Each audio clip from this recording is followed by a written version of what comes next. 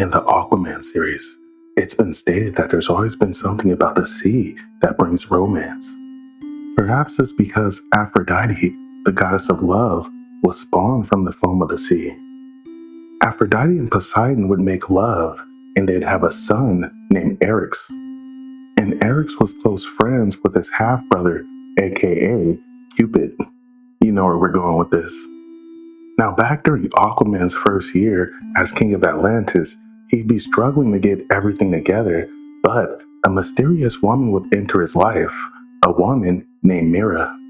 Now, Aqualad would tell Aquaman that Mera's crazy about him, but Aquaman's a little apprehensive as he tells Aqualad that Mera's here from another dimension as she's merely thanking Aquaman for helping her reclaim her throne.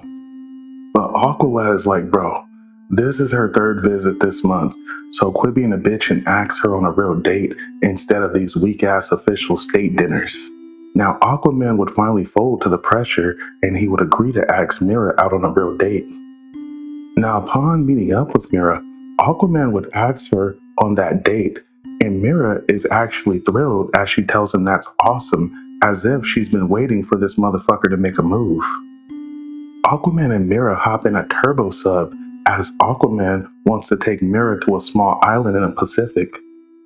Now, upon getting to the island, the place is absolutely beautiful, but Aquaman sees something that he hasn't seen before.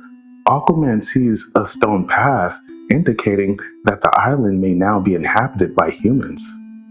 Now, Aquaman is ready to delta the hell out of there, but Mera sees a city in the distance and she wants to explore. Keep in mind, this whole romantic encounter is being overseen by Cupid and Eryx. She tells Aquaman that although he's warned her about surface dwellers, she's confident enough to come to her own decisions. So as their romantic encounter goes on, Cupid and Eryx follow in the distance as they're hard at work trying to get these two to hook up.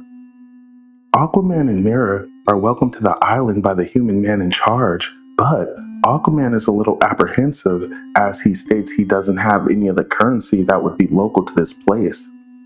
Now, the man in charge goes on to tell Aquaman, don't worry about it, as their guest of honor. Now, Mera drinks a glass of champagne, and it's absolutely delicious, and something comes over her, and she suddenly kisses Aquaman.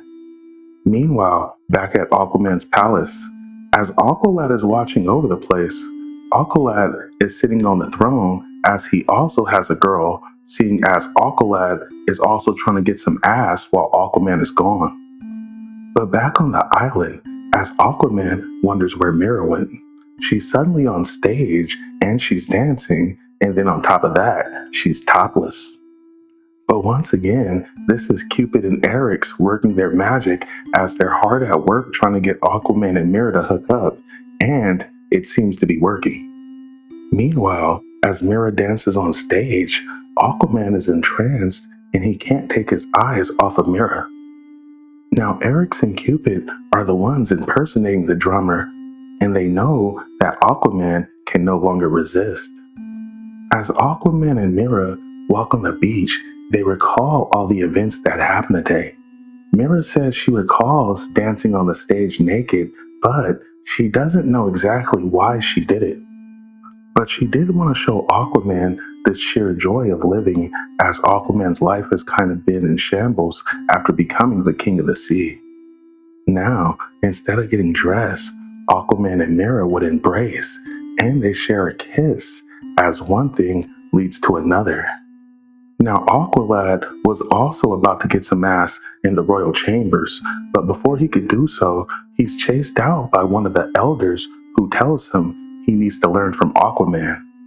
But little does the elder know, Aquaman and Mera are somewhere in the sea as they're also making love, seeing as they fallen victim to Eryx and Cupid.